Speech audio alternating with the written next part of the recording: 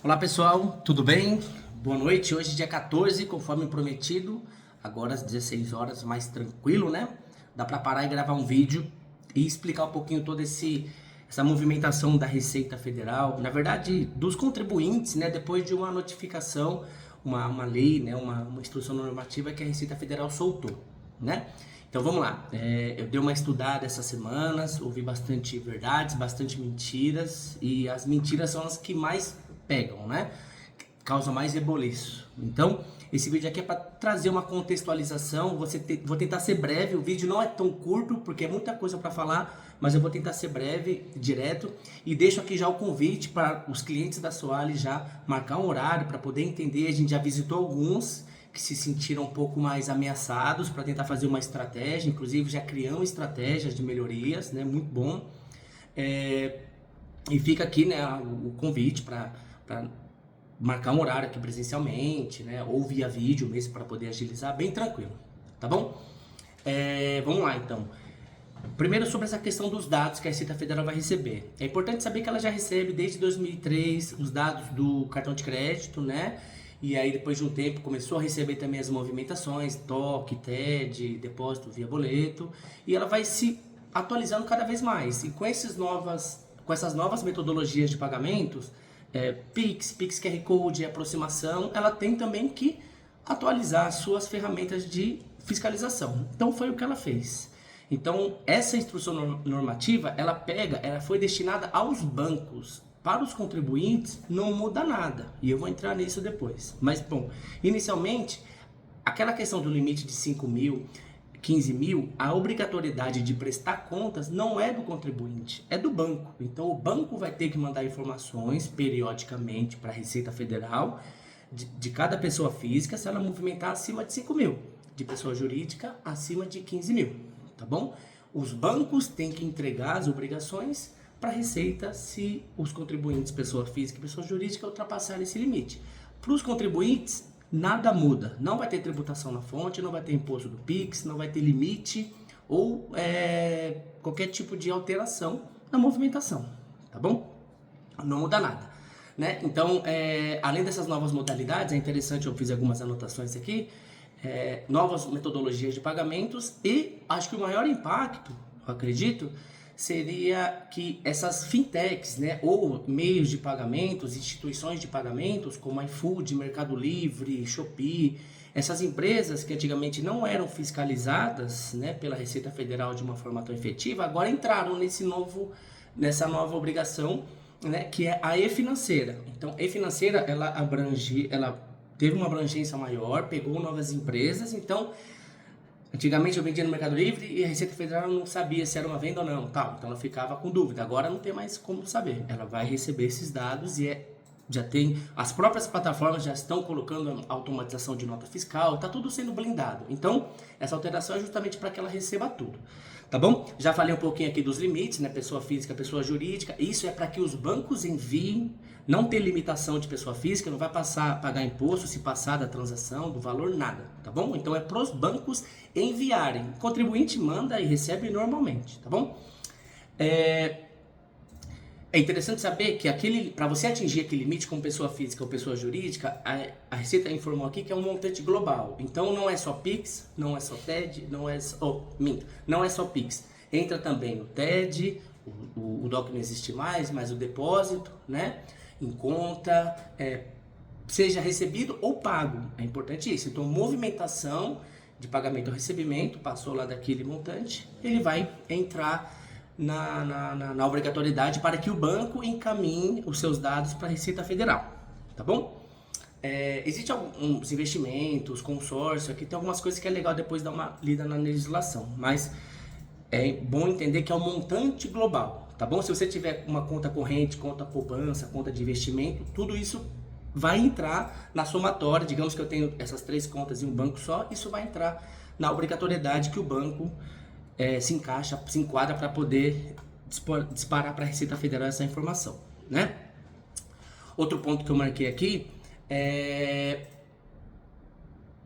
em relação aos apontamentos de riscos, né? Vamos lá, entrar um pouquinho nos riscos. Não vai ligar para o vídeo que contador não é muito bom para gravar vídeo, né? Então a gente está fazendo aqui um improviso, mediante toda essa alteração que os bancos agora têm que enviar para a Receita Federal. Eu vou ser pego agora de maneira mensal, semestral? Não, porque os próprios bancos possuem o prazo para entregar, assim como nós contadores temos o prazo para entregar o fechamento mensal, né, a apuração mensal dos impostos, envio das guias, né? Então, o mês de janeiro eu apuro no começo de fevereiro e mando as guias de folha de pagamento, imposto sobre faturamento. A mesma coisa se enquadra aos bancos. Então, eles têm o período semestral para prestação de contas. Então, tudo que eu movimentar de janeiro a junho, na verdade, os bancos declaram à Receita Federal através da e-financeira, uma obrigação que o banco entrega até agosto de 2025,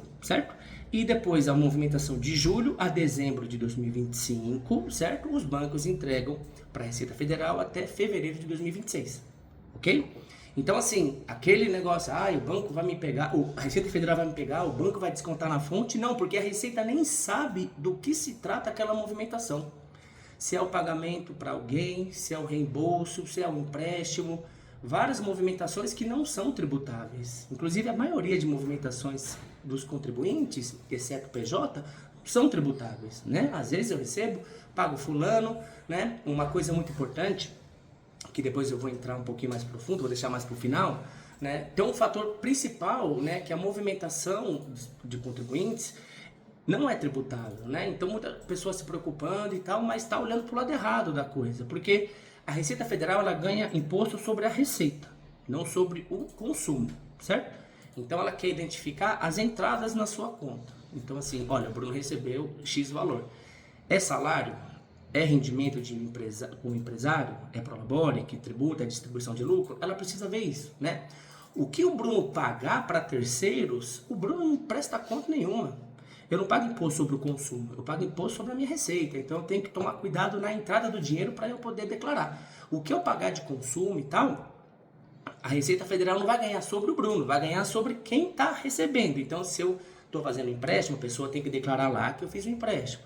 Se eu estou pagando um salário para, por exemplo, uma doméstica, ela tem que declarar que eu estou recebendo do Bruno. Ou um serviço como autônomo, olha, eu recebi do Bruno como autônomo. E ele paga o respectivo imposto. O Bruno está totalmente isento, porque o Bruno já pagou imposto na entrada, certo? Ele presta conta com a Receita. No consumo ou despesa não paga imposto. Então a Receita Federal não está nem aí para o que sai da minha conta. Só que, se eu declarar 5 mil e sair 50 da minha conta, isso chama atenção, não só da Receita, assim como o meu, como a minha atenção, como a atenção de todo mundo. Então é algo totalmente automático, né? E ela pode querer que você preste contas, né? Mas geralmente quando acontece isso é porque você declara 5 mil, mas entra 60. E os outros 55 mil não é declarado. Por isso que ela acaba blindando e acaba pegando os contribuintes, né? Então, essa questão do risco, né? Tem um prazo para poder entregar, então vai repercutir as malhas finas só no começo do ano que vem, ou na declaração do imposto de renda do ano que vem. Eu acho que vai vir mais robusto a fiscalização, porém mais inteligente. Vai eliminar autuações desnecessárias, né? Porque acho que essas IAs da vida, né? Que o governo vem implantando, já vai ter uma automação, né? Para eliminar possíveis erros e análises até humanas mesmo, né? Algumas blindagens ali para poder evitar a perda de tempo para o contribuinte e até mesmo para o auditor da Receita Federal, né? Então isso é muito bom, né? Essas implantações, tanto para qualquer segmento, contabilidade, Receita Federal, é muito bom, inclusive o contribuinte, vai evitar qualquer tipo ali de erro. E a Receita Federal, ela erra, é importante saber disso. Aqui mesmo no escritório teve um caso esse ano de desenquadramento totalmente indevido. Então, ela está se movendo para que humanamente é impossível analisar todas as declarações, todas as movimentações de PIX dos contribuintes no Brasil. É humanamente impossível, mesmo com IA. Não tem como olhar todas, porque a IA ela faz a pré-análise, faz a análise inicial, mas depois o humano tem que ir ali, né? Se ela começar a notificar tudo confiando na IA, olha, a chance de dar problema é muito grande. Então, ela vai também no sapatinho. A Receita Federal vai começar a aprender. Já ficou claro que os contribuintes têm muita... Essa aqui é uma informação muito importante. Estão falando que vão pegar aquela Dona Maria que vende bolo, autônomo e tal. É o maior exemplo que está tendo na internet aí, né? Então estão falando que vai pegar os autônomos, se movimentar mais de 5 mil, e ela pode pegar. Estão falando que não vão pegar pessoas, estão visando grandes contribuintes, como ela sempre visou, né? Mas eu acho que ela tende a cada vez mais ir descendo mais degraus, né? Claro que ela quer pegar os grandes, que geram grandes tributos, né? Às vezes são negações que trazem mais receitas, então o foco é sempre esse. Assim como um prestador de serviço quer um contrato maior, a Receita quer fiscalizar alguém também que traga um tributo maior para ela. Então é a mesma logística, né? E então, com a IA, o que ela acontece talvez é ter uma pré-análise melhor, para que o analista consiga analisar mais rápido que houve mesmo uma sonegação ou um conflito de informações que precisa de prestação de contas, né, de um bate-papo, né, ali administrativo, e aí eles vão lá e notificam, né? Então, assim, não pode confiar que não vai pegar os pequenos contribuintes. Vai. Na minha opinião, acho que vai demorar um pouquinho para chegar até aquela Dona Maria que vende bolo e tal. Mas a Dona Maria não pode ficar fora do que a Receita julga como, na verdade, obriga como regular. Tem que pagar imposto sobre o que é receita. Aí tem várias metodologias, planejamento tributário, para que a Dona Maria não pague imposto sobre, né, tudo que ela vende sem considerar as despesas, né? Depois eu vou entrar um pouquinho nesse exemplo para vocês entenderem melhor. Então, toda essa movimentação, a Receita quer trazer mais informações, tem a questão da movimentação, os bancos têm que mandar nos contribuintes, para o contribuinte continuar a mesma coisa. E tá, Bruno, o contribuinte não muda nada, então o que tem que acontecer? Contribuinte pessoa física, se for autônomo, se for CLT, cara, recebi na folha de pagamento, o meu empregador já retém, eu não tenho que mudar nada, não vai ter uma vírgula de mudança, tá? Continua tudo ok. Se eu sou assalariado, recebo e no final do ano, no começo do próximo ano, recebo o meu informe de rendimento, acabou, tô tranquilo. Mesma coisa para a empresa, ou empresário, na verdade, o empreendedor, o sócio que tem lá seu faturamento, emite 100% das notas, paga o respectivo imposto, seus custos, folha de pagamento, no final sobrou lucro e ele distribui aquele lucro na sua conta de pessoa física. Também não vai mudar nada, está 100% regular. O impacto para os contribuintes, tanto pessoa física PJ, são para aqueles que recebem conta de pessoa física, ou entra na conta de PJ sem emissão de nota e pessoa física sem declarar no imposto de renda, como sempre foi, nada de novo, entendeu? O que tem de novo é que a fiscalização da Receita Federal está mais inteligente, mais eficaz, mais escalável e a fiscalização pode ser mais rápida, né? Então, nada muda, né? Um toque que eu deixo então é que para as empresas que não faturam nada, ou não faturam metade, faturam X% do valor, recebam sem nota fiscal, né? Acaba tendo ali a sonegação fiscal, né? Evasão fiscal. Pensa no seu modelo de negócio, a gente está aqui disponível, né, para bater um papo, fazer algumas análises, né, passar alguns insights. A gente está recebendo bastante insight bem construtivo e está anotando para passar, compartilhar isso, né, é muito importante. Rever seu modelo de negócio, a sua tributação, o momento é totalmente propício para isso. O mercado sentiu o baque, então assim, um aumento de precificação, a barganha agora, né, a explicação junto ao seu cliente, na atualização de um contrato, ou talvez fechamento de novos negócios, o valor reajustado, pô, mas ano passado eu fechei o mesmo serviço, você cobrou X, agora aumentou para Y. Olha, a gente se readequou, estava meio que irregular fiscalmente, agora se adequou, então meu preço já está embutido com o valor, então vai ficar bom para mim e para você. Eu vou emitir nota fiscal, você vai estar mais resguardado, a gente vai estar regular, 100% regular perante a Receita. E é isso que todo mundo tem que fazer perante ela. Olha, ganhou, emite nota, ou ganhou com PF, apura imposto, tá bom? Então, essas empresas que não faturam tem que pensar internamente, planejamento financeiro, essas coisas, produto, custo, preço de mercado, para chegar ao patamar de emitir 100% das notas. E as pessoas físicas que fazem bico, recebem como autônomo e não declaram às vezes nada, ou metade, o risco é que esse valor não declarado acaba sendo pego e aí você tem que pagar como pessoa física. Assim como na pessoa jurídica, se não declarar, entrar sem nota, tem que pagar isso de forma retroativa. O ruim é que, sendo pego numa fiscalização, aí a condição de regularização ela é pior.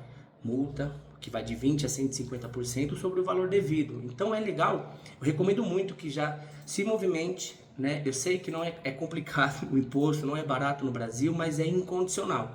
né? Para você deitar no travesseiro e dormir tranquilo, tem que pagar imposto sobre a receita, seja PJ ou PF. Então, pensar, né, no seu modelo de negócio, precificação. Eu sei que tem a concorrência, tem pessoas, empresas que não vão se movimentar e vai ter aquela famosa prostituição de mercado, seja na contabilidade, seja no comércio, produto sendo vendido sem imposto embutido porque o cara não fatura e você vai vender mais caro. Enfim, aí é um ciclo, né? Preço, estratégia de venda, comunicação, poder de explicar ali a qualidade do seu produto, que tem ali a regularidade fiscal. Tem pessoas que vão aceitar o seu novo valor ou não, mas você não tem que pensar no outro, tem que pensar no seu, tá bom? Lembrando que não é fácil tudo isso que eu tô falando, colocar na prática, começar a pagar imposto sobre tudo. Temos clientes aqui que não faturam nada, que faturam metade, que faturam X%, então todo mundo tá nessa, né? É muito difícil uma empresa hoje que fatura 100%, exceto as maiores, lucro real, essas coisas, né? A gente sabe, então não tem aqui o que esconder. Então a gente tá aqui para poder ajudar, tá bom?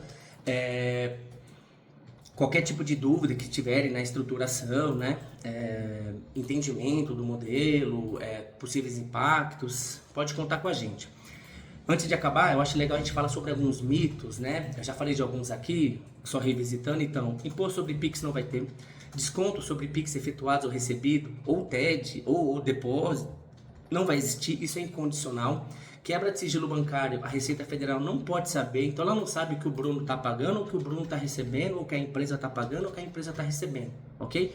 Não, o banco ou as fintechs vão mandar o grosso, né? O valor, o montante total transacionado, né? O montante global. É isso que ela vai mandar para a Receita. Aí a Receita vai receber o montante global, ela não sabe o que é.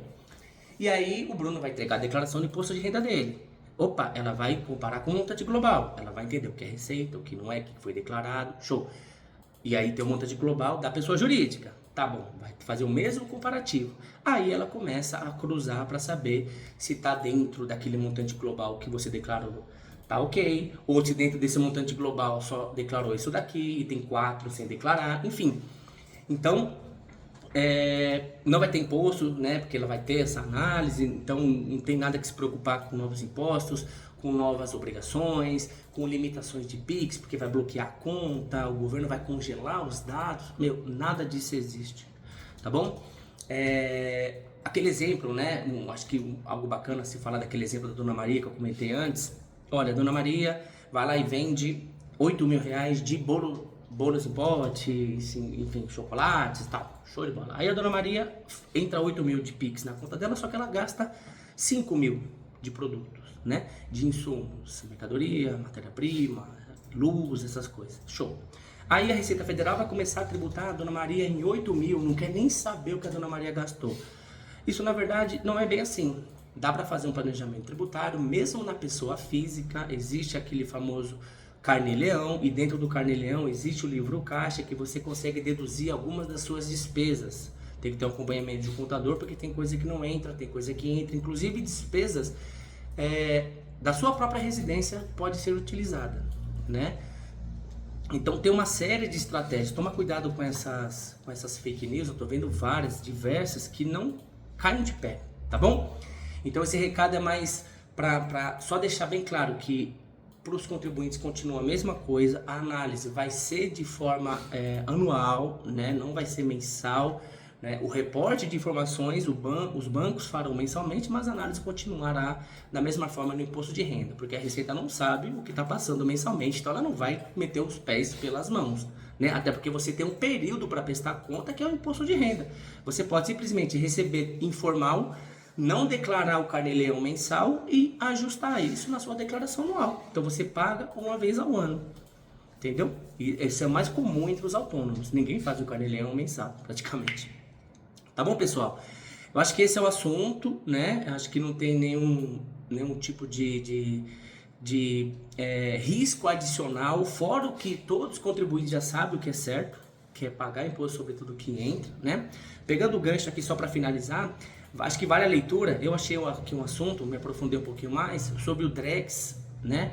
Que é ali a revolução do Pix, né? O real digital, né? Vai ser aceito no mundo inteiro. eu acho que vale a pena para vocês já se anteciparem a uma possível revolução daqui a um curto período de tempo, né?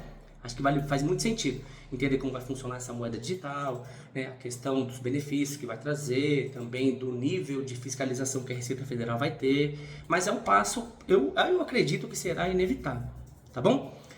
Bom, mais uma vez, informe que o time aqui da Soali está disponível, tá bom? Seja para clientes ou para pessoas que estão assistindo esse vídeo, não sejam clientes, né?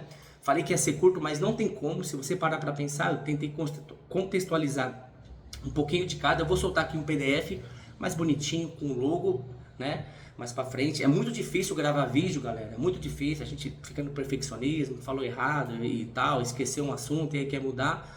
Mas esse vídeo aqui não é para ser o melhor. Pode ver que às vezes gagueja e tal, e não é esse o intuito do seu melhor vídeo. O intuito é só que vocês entendam e saibam que a gente está aqui à disposição para poder auxiliá-los nessa nova empreitada. Fora isso, acho que é só. Fechou? Um abraço, galera. Estamos aqui. Fica com Deus.